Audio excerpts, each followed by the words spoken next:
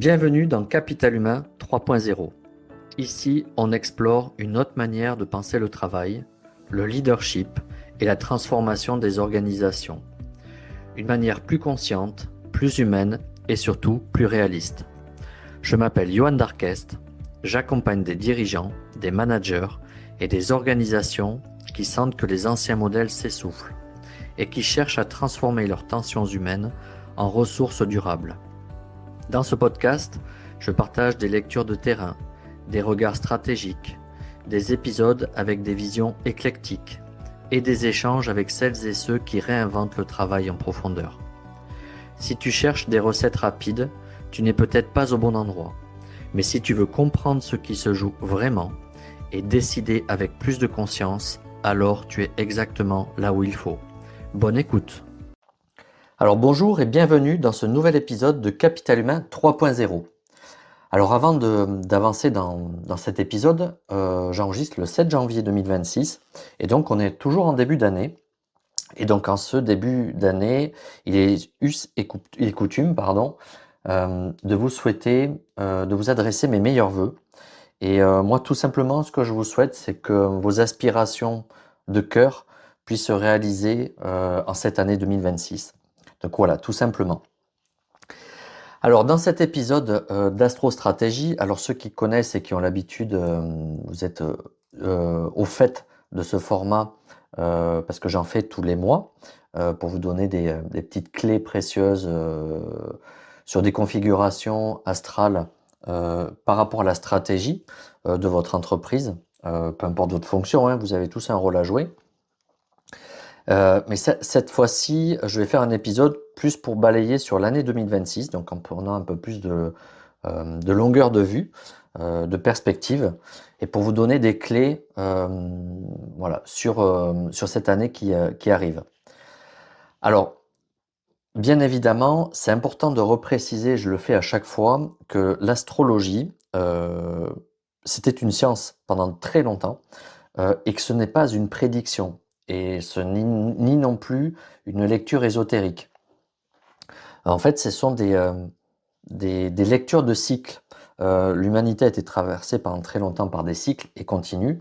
Et on le voit, même la nature est traversée par des cycles qui sont immuables, avec des années qui sont différentes. Hein, on le voit même au niveau du temps. Mais il en va de même pour tout le vivant. Et autrefois, les anciens avaient développé une sagesse et l'élever au rang de science parce que ça permet d'avoir des clés de compréhension de tendances. Et c'est plus comme ça qu'il faut, à mon sens, l'appréhender. Donc il s'agit de tendances.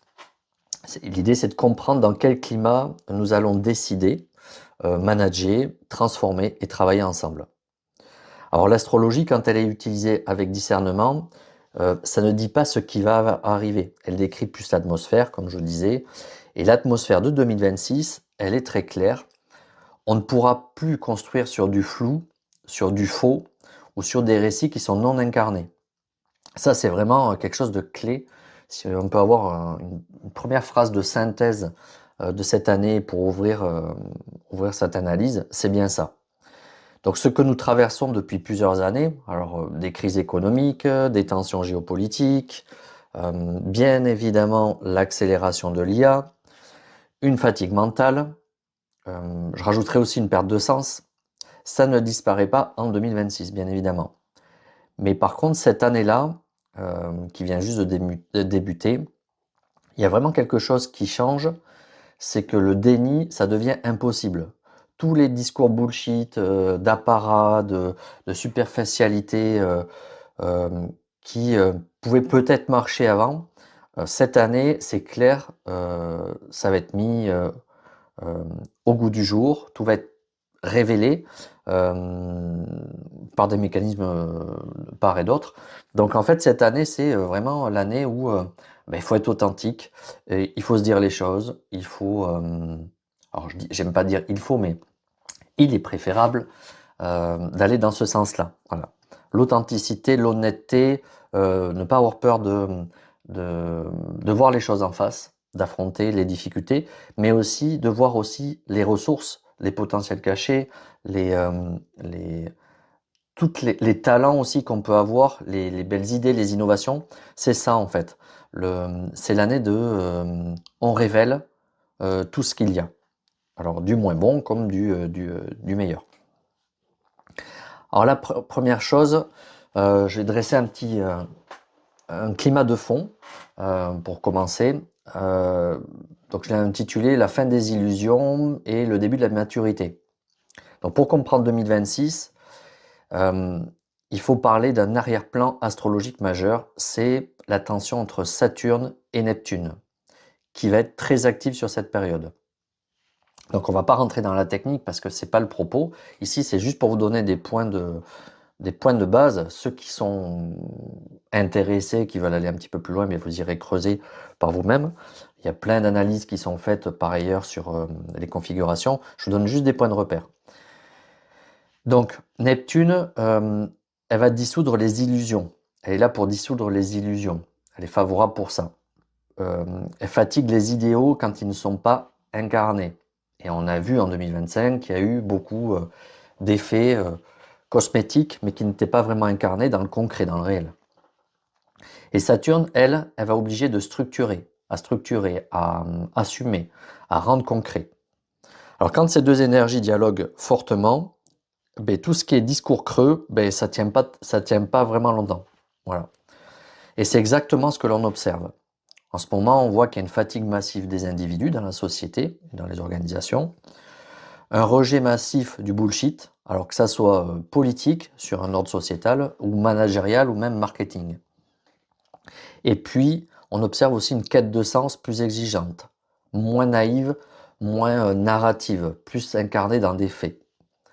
Donc dans les entreprises, ça se traduit très concrètement par des désengagements silencieux. On l'a vu en 2025, ça se poursuivra certainement en 2026. Des managers qui sont épuisés émotionnellement et des collaborateurs qui tiennent mais ne vibrent plus. Donc 2026, ça ne va pas réinventer ces phénomènes, c'est une poursuite. Par contre, elle va les rendre beaucoup plus visibles et beaucoup plus incontournables. L'autre deuxième partie que je voulais aborder avec vous et qui est une configuration qui est très forte, qui rentre pour un cycle de... Alors ça vient juste de rentrer, mais pour un cycle de 21 ans, c'est Pluton qui rentre en Verseau, qui est en Verseau. Et là, c'est très fort parce que Pluton est une planète très lente. Et toutes les planètes lentes sont là pour apporter des grosses transformations majeures qui prennent du temps. Donc c'est pour ça que Pluton Verseau va s'étaler sur 21 ans.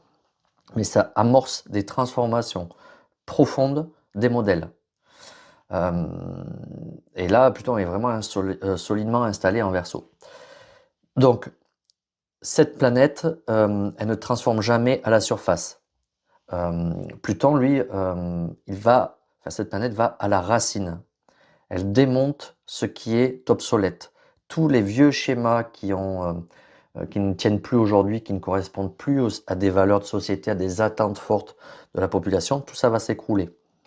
Donc les modèles organisationnels, pyramidales, hiérarchiques, paternalistes, déresponsabilisants, voilà, toutes ces choses-là, ben, c'est terminé. Et alors c'est encore en cours dans certaines organisations, mais ces modèles sont obsolètes et vont laisser la place à de nouvelles approches, nouveaux modèles hybrides.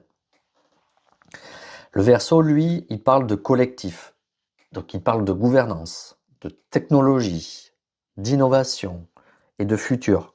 Donc Pluton en Verseau, on va dire, pour faire très simple, les anciens modèles de pouvoir ne fonctionneront plus. Et dans la société, ça se manifeste par la remise en cause de certaines formes d'élite, la défiance envers les autorités verticales, la montée de collectifs, on va dire, plus horizontaux, avec un plan d'équité beaucoup plus prégnant, et des tensions très fortes autour de l'IA et de la technologie. Et dans les entreprises, des hiérarchies rigides, tout ce qui est les hiérarchies rigides, vont montrer leurs limites. L'autorité basée uniquement sur le statut, ça ne va plus suffire du tout. Et le leadership aussi doit être incarné et pas seulement déclaré. Donc en 2026, on ne suit plus quelqu'un parce qu'il a un titre, on suit quelqu'un parce qu'il fait sens. Ça, c'est important et je pense que toutes les directions doivent l'entendre. C'est crucial. Je sais d'ailleurs qu'il y a déjà des organisations qui ont déjà entamé ça depuis quelques années et donc ces configurations vont exacerber et faciliter, donner beaucoup plus d'importance à ces types de leaders qui ont déjà intégré ces codes, ces postures dans leur leadership. Alors Jupiter, c'est important aussi en 2026, du sens, mais ancré dans le réel, pour faire simple. Donc Jupiter joue aussi un rôle important en 2026. Alors Jupiter, par définition, c'est la planète de l'expansion, de la vision, de la croissance. Mais attention, en 2026, Jupiter n'amplifie plus les promesses. Il amplifie la cohérence. Ça, c'est important. La première partie de l'année soutient la réflexion, la compréhension, la recherche de sens. Et la seconde partie, ça ramène tout à une question très concrète. En fait, pour faire simple, à quoi ça sert vraiment? Donc, dans la société, il y a un regain d'intérêt pour l'économie sociale et solidaire, par exemple. Les circuits courts, les activités locales, les projets à impact réel et humanisant. Et dans les entreprises, on voit qu'on a des arbitrages budgétaires plus exigeants. Aussi, on verra peut-être la fin de démarches QVCT ou RSE, entre guillemets, je mets vitrine, c'est-à-dire où on annonce de belles choses, on fait de belles promesses, mais par contre, dans la réalité concrète du terrain, c'est pas là. Voilà, c'est pas au rendez-vous parce que les discours et les actes sont très éloignés. Et dans les entreprises, on va avoir besoin de preuves et pas que des slogans. Ça, c'est important. Donc en 2026, le sens sans action, ça convainc plus. Et l'action sans sens, ça n'engage plus aussi. Voilà. L'autre partie que je voulais voir avec vous, c'est structurer les temps forts de 2026. Alors, premier temps fort de janvier à mars, c'est une période qui symbolise la lucidité et la fatigue. Donc le début de l'année, certainement, pour être lourd au niveau des configurations astrales, mentalement, émotionnellement. Donc astrologiquement, on a Saturne qui domine et on ressent les limites très fortes. Donc il y a des dualités intérieures. Dans les entreprises, on a de la surcharge, trop d'outils, trop d'injonctions contradictoires. On le voit en ce moment, c'est un sujet qu'on voit beaucoup partagé par les DRH et les réseaux sociaux avec un tiraillement des managers, y compris pour eux, et des managers de proximité sur des injonctions contradictoires. Par exemple, moins de moyens donnés, plus de nouveaux projets qui arrivent, qui viennent se cumuler au reste, des tensions relationnelles. Donc en fait, c'est faire le pompier partout, et ça marche pas. Donc c'est remettre de la cohérence avec des injonctions réalistes et cohérentes. Donc c'est pas le moment sur cette période de janvier à mars de lancer de grandes révolutions. C'est plutôt le moment, je dirais, d'écouter, de diagnostiquer, de dire la vérité. On est plutôt dans cette énergie-là. Ensuite, avril à juin, on est plus dans une période de recentrage et de reconstruction. On a des énergies qui s'allègent, on cherche des solutions simples, efficaces, utiles, pragmatiques. C'est une période idéale pour, on va dire, simplifier les organisations, améliorer des process, alléger tout ce qui peut être allégé, redéfinir les missions essentielles. Tout ce qui est superfétatoire n'a plus d'utilité. Vraiment, ça doit être écarté. Ça pourrait être écarté. Réaligner la vision et les pratiques. Donc le bon sens, entre guillemets, je dirais paysan, redevient une force stratégique. Ensuite, l'autre période, on a de juillet à septembre, c'est plus une période de tension mais révélatrice. Et là, Pluton se fait sentir plus fortement que sur le premier semestre. Tout ce qui est non dit va remonter. Les émotions cherchent une sortie, à s'exprimer. Donc dans les équipes, on devrait assister à une recrudescence de conflits peut-être relationnels, un ras-le-bol managérial, un rejet des faux semblants, des faux consensus. Et donc 2026 ne demande pas d'éviter cette tension, et ça c'est important, elle demande à les transformer. Parce que les tensions sont source d'apprentissage et mettre en lumière des choses qui sont incohérentes, qui ne sont pas adaptées au niveau organisationnel, au niveau humain, au niveau systémique. Voilà. C'est toute tension a son utilité si elle ne reste pas elle s'ancre pas dans une durée. Voilà. C'est ça qui est important à comprendre, la transformation de ces tensions. Donc cette période de juillet à septembre, elle est vraiment propice dans les configurations astrales pour travailler la régulation émotionnelle, former les managers à une meilleure gestion et régulation émotionnelle, et à une facilitation aussi interrelationnelle, et sortir du mythe de l'harmonie permanente. Voilà. Ensuite, on a octobre à décembre, quatrième période de l'année, qui pourrait être symboliser l'ancrage et la structuration. Donc la fin de l'année, elle pourrait être plus stable et symbolique de on ne cherche plus à changer pour changer. C'est vraiment un moment propice pour consolider des transformations, clarifier la culture managériale, aussi identifier et intégrer l'IA de manière plus mature et investir dans la transmission. En fait, l'idée, c'est qu'on prépare la suite sur des bases plus saines. Alors ensuite, j'ai fait une petite partie sur quelque chose qui est important et que je vois moi, dans les organisations, c'est la montée de l'IA, l'intelligence artificielle, et la mise en perspective de ces configurations astrologiques. Vous verrez, c'est important. L'IA constitue un vrai défi et Pluton joue un vrai rôle stratégique dans cette montée à la fois en puissance de l'IA et cette montée en puissance de la conscience humaine. Donc en 2026, l'IA, ça va devenir presque banal. Et c'est précisément là que tout se joue. C'est vraiment important. Donc Pluton en Verseau nous dit une chose très claire dans les configurations. Plus la technologie progresse, plus l'humain doit s'approfondir dans sa connaissance, dans sa place, dans sa valeur ajoutée, dans sa conscience. Je fais référence à la notion de croissance verticale que j'expliquais dans d'autres épisodes, dans des interviews, notamment avec l'interview avec Florent Le Tourneur, si vous voulez, j'en parle. Cette notion, elle est super importante. Sortir de l'accumulation de savoir technique, de compétences humaines, on passe dans des compétences d'être, avec un autre regard sur le rapport au travail, sur la connaissance de soi au travers le travail, c'est-à-dire que l'organisation joue un rôle d'apprentissage sur soi pour évoluer en tant qu'individu, en tant que collectif, en tant qu'organisation. Voilà, on va vers ça de plus en plus. Ça va permettre de replacer la valeur ajoutée intrinsèque de l'être humain face à une montée en puissance de l'IA qui sera capable d'absorber des tâches, des compétences techniques qui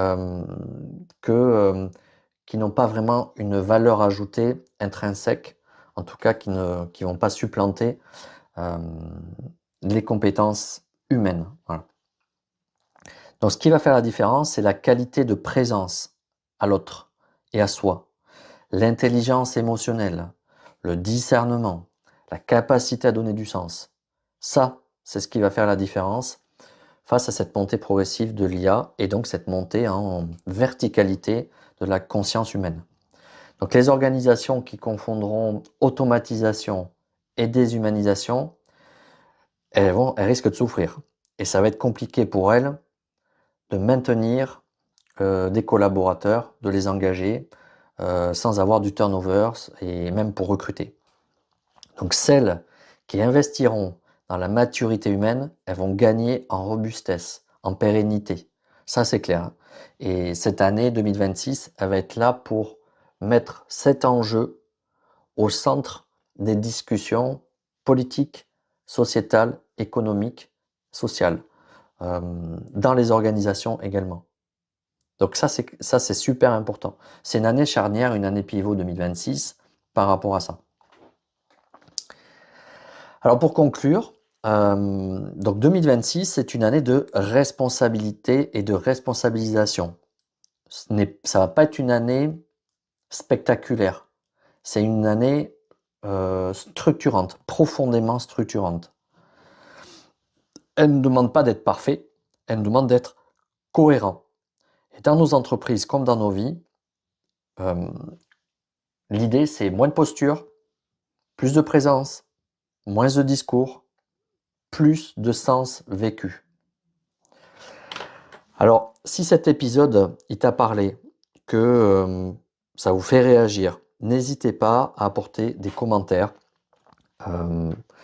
Parce que voilà, c'est des sujets importants, on peut avoir des visions différentes et ça c'est ce qui est important aussi, c'est que cette année-là va être aussi l'émergence de plein de prismes différents. C'est ce qui fait la richesse de notre monde, c'est ce qui va nous faire avancer et c'est ce qui va nous faire émerger des modèles de société hybrides qui seront peut-être plus adaptés avec nos attentes et avec l'attente des citoyens.